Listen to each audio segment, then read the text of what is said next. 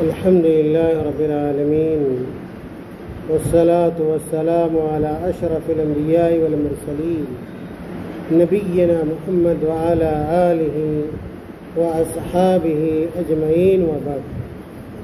باب قول الله تعالى أفأمنوا مكر الله فلا يأمن مكر الله إلا القوم الخاسرون. حضرات گرامی، آج کا جو ہمارا درس ہے وہ قرآن کریم کی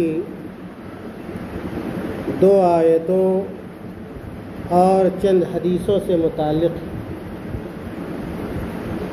آج ہم اللہ رب العالمین کی توفیق سے قرآنی آیات اور اللہ کے رسول صلی اللہ علیہ وسلم کی احادیث کی روشنی میں یہ بتلانے کی کوشش کریں گے کہ ایک مسلمان کو، ایک مومن کو، صاحب ایمان کو ہر حال میں اللہ رب العالمین سے ڈرتے رہیں، اللہ رب العالمین کی پکڑ سے، اللہ تعالیٰ کی گرفت سے کبھی بھی ہمیں اور آپ کو اپنے آپ کو مامون اور محفوظ نہیں سمجھنا۔ آدمی کو کبھی بے خوف نہیں ہونا چاہیے۔ آج کے معاشرے میں، آج کے سماج میں بہت سارے ایسے لوگ ہیں جو ڈھٹائی کے ساتھ کھلم کھلا اور علانیہ طور پر گناہ کا ارتکاب کرتے ہیں، معصیت کا ارتکاب کرتے ہیں، ظلم کرتے ہیں، زیادتی کرتے ہیں، لیکن ان کے دل میں اللہ کا ڈر نہیں ہوتا، ان کے ذہن میں یہ بات نہیں ہوتی ہے کہ اللہ رب العالمین ہمارے گناہوں کی وجہ سے ہمیں پکڑ بھی سکتا ہے، ہمارا محاسبہ بھی کر سکتا ہے، اللہ تعالیٰ ہمیں اپنے گرفت میں بھی لے سکتا ہے، اللہ تعالیٰ ہمیں اپنے عذاب سے بھی دوچار کر سکتا ہے۔ اس لیے دیکھیے گا کہ بہت سارے لوگ ایک دم کھلم کھلا گناہ کریں گے، ایسا لگتا ہے کہ اللہ رب العالمین کا ڈر ان کے سینے کے اندر ہے ہی نہیں۔ پہلی بات تو یہ ہے۔ دوسری بات یہ ہے کہ بہت سارے لوگوں کو آپ دیکھیں گے کہ وہ اللہ رب العالمین کی رحمت سے نا امید ہوتے ہیں، اللہ رب العالمین کی رحمت کی انہیں امید نہیں ہوتی ہے۔ نہیں، ہمیں اللہ تعالیٰ کا ڈر بھی محسوس کرنا چاہیے، اللہ تعالیٰ کے عذاب سے ڈرنا بھی چاہیے، پکڑ سے ڈرنا بھی چاہیے، ہمیں بے فکر نہیں ہونا چاہیے، اور ساتھ ہی ساتھ اللہ تعالیٰ کی رحمت کی ہمیں امید بھی رکھنی چاہیے۔ اور لاکھ چاہے ہم سے اور آپ سے گناہ ہو جائے، لیکن اگر ہم توبہ کریں گے، اللہ تعالیٰ سے معافی مانگیں گے تو اللہ تعالیٰ بڑا رحیم ہے، اللہ تعالیٰ بڑا معاف کرنے والا ہے، اللہ تعالیٰ معافی کو پسند کرتا ہے، اور اللہ تعالیٰ اپنے نیک بندوں کے گناہوں کو بخش دیتا ہے، معاف کر دیتا ہے۔ اس کا مطلب یہ نہیں ہے کہ ہم جتنا چاہیں اتنا گناہ کرتے رہیں اور کیا ذہن میں یہ رکھیں چلو ہم توبہ کریں گے اور اللہ رب العالمین معاف کر دے گا۔ نہیں، جان بوجھ کر نہیں۔ اگر ہم سے انجانے میں یا کہ کبھی کوئی غلطی ہو جائے تو اللہ رب العالمین سے معافی کا ہمیں طلبگار ہونا چاہیے، اور اللہ تعالیٰ اپنی رحمت کی وجہ سے ہمارے گناہوں کو معاف کر دیتا ہے۔ اسی چیز کو شیخ رحمۃ اللہ علیہ نے اس باب میں قرآنی آیات کے تناظر میں اور روشنی میں بیان کیا ہے۔ قرآنی آیتوں کو سنیے، حدیثوں کو سنیے، اور اپنے دل میں اللہ تعالیٰ کا ڈر بھی محسوس کیجیے، اور اللہ تعالیٰ، اللہ رب العالمین کی رحمت کا بھی ہمیں احساس ہونا چاہیے۔ اللہ تعالیٰ نے قرآن کریم کے اندر ارشاد فرمایا کہ افامنوا مکر اللہ فلا یأمن مکر اللہ الا القوم الخاسرون، کہ کیا یہ لوگ اللہ رب العالمین کی پکڑ سے بے فکر ہو گئے ہیں، اللہ رب العالمین کی گرفت سے یہ لوگ مامون ہو گئے ہیں، اپنے آپ کو محفوظ سمجھتے ہیں، فلا یأمن مکر اللہ الا القوم الخاسرون۔ حالانکہ سچ بات یہ ہے کہ اللہ رب العالمین کی پکڑ سے اللہ رب العالمین کی گرفت سے کوئی آدمی معمون نہیں ہو سکتا۔ اللہ تعالیٰ کبھی کبھار چھوٹ دیتا ہے، اللہ تعالیٰ ہمیں مہلت دیتا ہے، کبھی کسی چیز کو دے کر دیتا ہے، نعمت بھی دے کر دیتا ہے اللہ رب العالمین۔ نعمت دے کر اللہ تعالیٰ یہ دیکھنا چاہتا ہے کہ ہمارا یہ بندہ ہمارا شکریہ ادا کرتا ہے یا نہیں کرتا ہے، ہمیں یاد کرتا ہے یا نہیں کرتا ہے۔ تو اللہ تعالیٰ جو ہے نا دے کر بھی آزماتا ہے اور اللہ رب العالمین چھین کر بھی آزماتا ہے۔ تو اللہ تعالیٰ نے کہا افامنوا مکر اللہ، کیا یہ لوگ اللہ تعالیٰ کے مکر سے معمون ہو گئے؟ فلا یأمن مکر اللہ الا القوم الخاسرون، حالانکہ سوائے گھاٹا اٹھانے والے لوگوں کے کوئی آدمی اپنے آپ کو اللہ تعالیٰ کی پکڑ سے اور اس کے گرفت سے محفوظ نہیں سمجھتا۔ پتہ یہ چلا کہ اللہ تعالیٰ سے اپنے آپ کو، اللہ تعالیٰ کے عذاب سے اپنے آپ کو معمون اور محفوظ سمجھنے والے کون لوگ ہیں؟ یہ خاسرون ہیں، یعنی وہ لوگ ہیں جو ہر اعتبار سے گھاٹے میں ہیں۔ جو نیک لوگ ہوتے ہیں جب وہ گناہ کرتے ہیں تو اللہ تعالیٰ سے ڈرتے ہیں کہ ایسا نہ ہو کہ اللہ تعالیٰ ہمیں پکڑ لے، چاہے ہم دن میں گناہ کریں، رات میں گناہ کریں یا جب بھی گناہ کریں۔ ایک مومن جب گناہ کرتا ہے نا تو اس کا نفس جو اس کو ملامت کرتا ہے، اس کا نفس اگر زندہ ہو اور نفس مطمئنہ ہو تو اس کو لعنت ملامت کرتا ہے کہ تم نے یہ غلط کام کیا ہے، فلاں پڑوسی کو تم نے پریشان کیا ہے، فلاں آدمی کا تم نے یہ مال غصب کیا ہے، فلاں ناجائز کام تم نے کیا ہے، حرام کام کیا ہے۔ یہ آدمی کا نفس جب زندہ ہوتا ہے تو وہ ملامت کرتا ہے اور اس کو یاد دلاتا ہے کہ کام غلط ہے، یہ قرآن اور حدیث کے خلاف ہے، اور وہ آدمی اللہ تعالیٰ کے عذاب سے ڈر جاتا ہے اور بچنے کی کوشش کرتا ہے۔ دوسری آیت جو شیخ رحمۃ اللہ علیہ نے ذکر کی ہے قرآن کریم سورہ ہجر کی آیت، اللہ تعالیٰ نے کہا وَمَن يَقْنَطُ مِن رَحْمَةِ رَبِّهِ إِلَّا الضَّالُّونَ۔ اللہ رب العالمین کی آیت ہے اور یہ آیت ایک واقعے کے تناظر میں ہے۔ سورہ ہجر میں اللہ رب العالمین نے حضرت ابراہیم علیہ السلام کا تذکرہ کیا۔ حضرت ابراہیم علیہ السلام یہ ان کا شمار اولو العزم رسولوں میں ہوتا ہے۔ ابراہیم علیہ السلام جو اللہ کے نبی صلی اللہ علیہ وسلم کے جد اعلیٰ ہیں، رسول اللہ صلی اللہ علیہ وسلم جس خاندان سے جس نسب سے، کن کے نسب سے ہیں؟ ابراہیم علیہ السلام کے نسب سے۔ ابراہیم علیہ السلام کے پاس ایک مرتبہ چند مہمان آئے اور دراصل وہ مہمان جو ہے انسان کی شکل میں آئے، اور وہ انسان نہیں تھے بلکہ وہ کیا تھے؟ فرشتے تھے۔ فرشتوں کو اللہ تعالیٰ نے ابراہیم علیہ السلام کے پاس انسانی شکل میں مہمان بنا کر بھیجا۔ جب وہ لوگ فرشتے انسانی شکل میں مہمان بن کر ابراہیم علیہ السلام کے پاس آئے تو ابراہیم علیہ السلام نے ان مہمانوں کی ضیافت کرنے کا ارادہ کیا، اور ان کے پاس بچھڑا تھا۔ فوراً ابراہیم علیہ السلام نے کیا کیا؟ جو دروازے پہ بچھڑا تھا اس کو ذبح کیا، اس کا گوشت بھونا اور ان مہمانوں کے سامنے پیش کیا۔ اور یہی ہونا چاہیے۔ اسلام نے ضیافت کا طریقہ بتلایا ہے کہ اگر کوئی آدمی آپ کے گھر مہمان آتا ہے تو گھر سے بھاگ مت جائیے۔ آج بہت سارے لوگ کیا مہمان کو بھاری سمجھتے ہیں، بھاری سمجھتے، اس لیے کھلانا پڑے گا اور ان کا انتظام انسلام کرنا پڑے گا۔ نہیں، مہمان کا حق ہوتا ہے، اسلام نے مہمان کا حق بتلایا ہے۔ بلکہ حدیث میں یہ آیا ہے کہ اگر کوئی آدمی مہمان ہے، اگر آپ کے گھر آ رہا ہے، آپ کھلا پلا نہیں رہے ہیں، اس کا انتظام انسلام نہیں کر رہے ہیں، تو وہ اپنا حق بھی آپ سے لے سکتا ہے، اور 3 دنوں تک اس کو مہمان بن کر رہنے کا آپ کے گھر میں حق حاصل ہے۔ یہ جو قسمت والے لوگ ہوتے ہیں انہی کے گھر میں مہمان آتے ہیں۔ خیر، تو ابراہیم علیہ السلام کے پاس جب یہ فرشتے، اللہ کے بھیجے ہوئے فرشتے مہمان بن کر آئے تو فوراً کیا کیا؟ جو بچھڑا تھا اس کو ذبح کیا، اس کا گوشت بھونا اور مہمانوں کے سامنے پیش کر دیا۔ مہمانوں سے کبھی یہ نہیں پوچھنا چاہیے کہ کیا کھائیے گا، آپ کھائیے گا کیا، چائے بناویں کیا، بسکٹ لائیں، کھانا کھائیں گے دوپہر کا؟ نہیں، ایسے نہیں پوچھنا چاہیے، یہ اسلام کے اصول کے خلاف ہے۔ مہمان کبھی کہے گا کہ ہم چائے پیئیں گے، ہم بسکٹ کھائیں گے، ہم کھانا کھائیں گے رات کا؟ نہیں، جو بھی آپ کے پاس ہمارے پاس حاضر ہو وہ مہمان کے سامنے کیا کر دینا چاہیے؟ پیش کر دینا چاہیے، جیسا کہ ابراہیم علیہ السلام نے فوراً بلا پوچھے ہوئے کہ آپ کھائیں گے یا نہیں کھائیں گے، فوراً ذبح کیا جو بھی بچڑا تھا اور لا کے گوشت بھون کر کے پیش کر دیا۔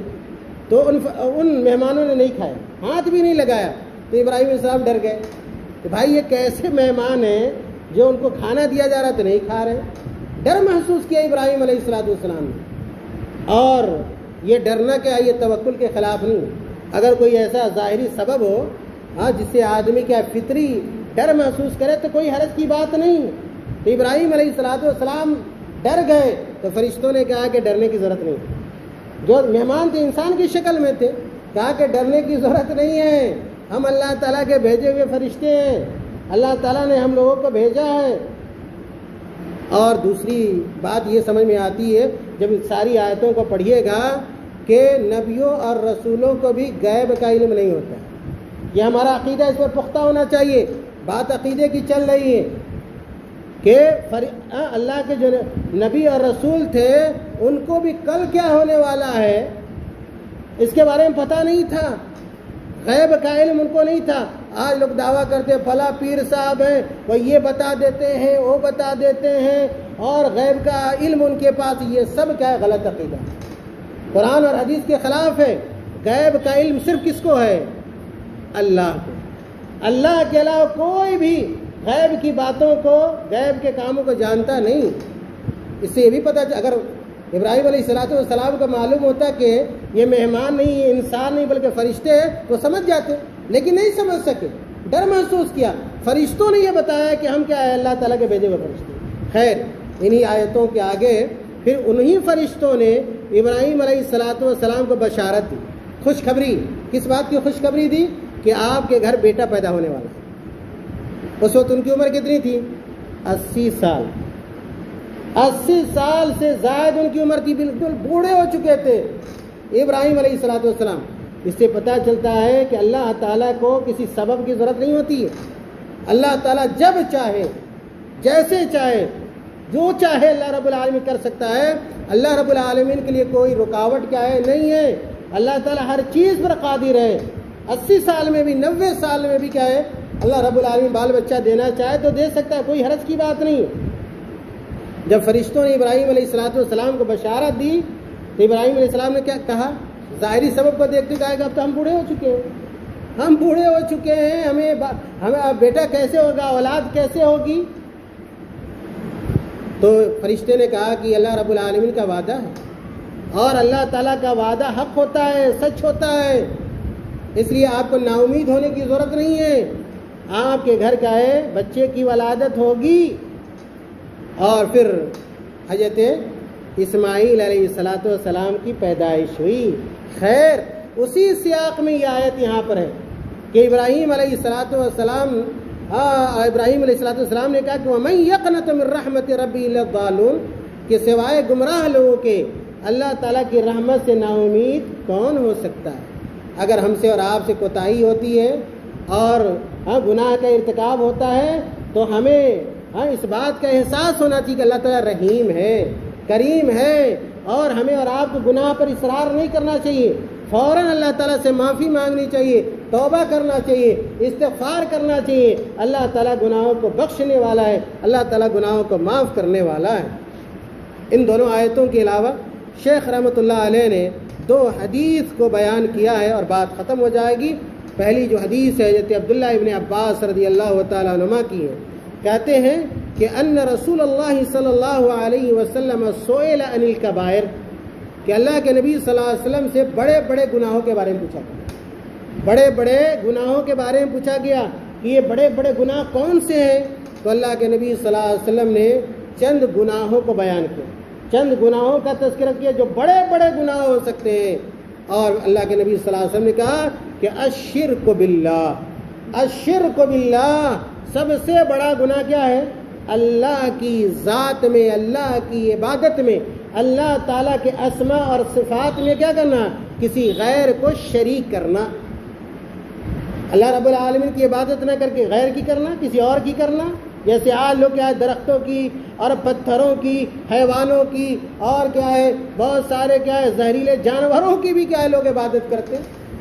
کہا کہ سب سے بڑا گناہ یہ ہے کہ اللہ کی عبادت نہ کر کے کسی غیر کی عبادت کرنا، یا ہے کہ اللہ کی عبادت میں کسی غیر کو پارٹنر بنانا، جس کو ہم شرک کہتے ہیں، اس سے بڑا کوئی گناہ ہو ہی نہیں سکتا ہے۔ اور بدقسمتی سے آج لوگ دیکھیے مزاروں پہ پڑے ہوئے ہیں، درگاہوں پہ پڑے ہوئے ہیں، خانقاہوں پہ پڑے ہوئے ہیں، عرس پہ پڑے ہوئے ہیں، قبروں پہ چادر چڑھا رہے ہیں، قبروں پہ منتیں مانگ رہے ہیں۔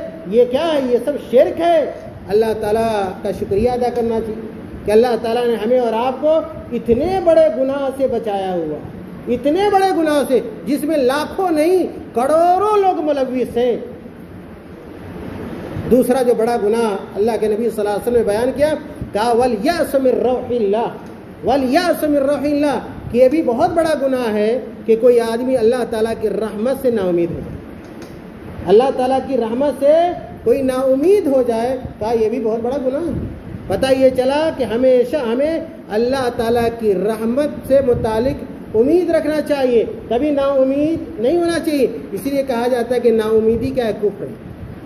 سنتے ہیں، سنا ہوگا آپ لوگوں نے کہ نا امیدی کفر ہے۔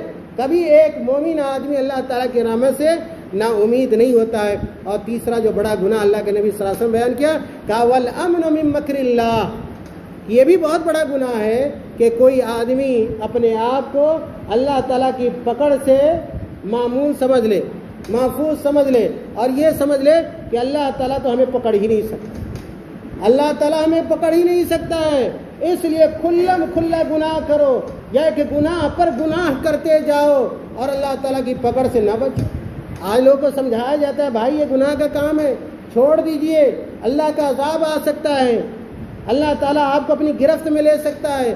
لیکن جب تک کہ نعمت ملی رہتی ہے اور اللہ تعالیٰ نہیں پکڑتا ہے، لوگ سمجھتے ہیں کہ ہماری زندگی ایسی ہی رہے گی۔ نہیں، قرآن میں اللہ تعالیٰ نے کہا کہ ان بطش ربک لشدید، اللہ تعالیٰ چھوٹ دیتا ہے، لیکن جب پانی جو ہے نا سر سے اونچا ہو جاتا ہے، گناہ حد سے بڑھ جاتا ہے، تو اللہ تعالیٰ کیا کرتا ہے؟ ایسے گنہگاروں کو پکڑ لیتا ہے، اور اللہ تعالیٰ بہت سختی سے پکڑتا ہے، اور جب اللہ تعالیٰ پکڑ لے گا تو پھر کیا ہے؟ آپ نجات نہیں پا سکیں گے۔ چاہے مالداری میں گناہ کریں، یا بعض لوگ صحت کی وجہ سے گناہ کریں، اللہ تعالیٰ منٹوں میں ہمیں اور آپ کو چاہے تو کیا ہے؟ ہماری مالداری کو ختم کر سکتا ہے، ہماری صحت کو منٹوں میں ختم کر سکتا ہے، اور ہمیں بیمار بنا سکتا ہے۔ اسی لیے کیا ہے؟ کسی چیز پر ہمیں اترانا نہیں چاہیے، گھمنڈ نہیں کرنا چاہیے، ہمیشہ آدمی کو جھک کے رہنا چاہیے، ہمیشہ آدمی کو تواضع اختیار کرنا چاہیے، اور اللہ رب العالمین کی پکڑ سے ہمیشہ آدمی کو ڈرتے رہنا چاہیے۔ دوسری اور آخری جو حدیث بیان کی گئی ہے، کہتے ہیں ان ابن مسعود رضی اللہ عنہ قال، عبداللہ ابن مسعود رضی اللہ تعالیٰ عنہ کی حدیث ہے، کہتے ہیں کہ اللہ کے رسول وعن ابن مسعود قال اکبر الکبائر، کہتے ہیں کہ عبداللہ ابن مسعود رضی اللہ تعالیٰ نے کہا کہ اکبر الکبائر، کہ بڑے گناہوں میں سے بھی بڑا گناہ، بڑے گناہوں میں سے بھی بڑا گناہ، کہتے ہیں الاشراک باللہ، بڑے گناہوں میں سے بھی بڑا گناہ یہ ہے کہ آدمی اللہ کی عبادت میں کسی غیر کو شریک کرے۔ کہا کہ والامن من مکر اللہ، اور اللہ تعالیٰ کی پکڑ سے کوئی آدمی اپنے آپ کو معمول سمجھے، یہ بڑے گناہوں میں سے بھی بڑا گناہ ہے۔ والقنوط من رحمت اللہ، اور اللہ تعالیٰ کی رحمت سے کوئی آدمی نا امید ہو جائے، کوئی آدمی بالکل کیا ہے یاس و قنوط کا شکار ہو جائے۔ کہا والیأس من روح اللہ، اور اسی طرح اللہ تعالیٰ کی رحمت سے نا امید ہونا، یہ بھی کیا ہے؟ بہت بڑا گناہ ہے۔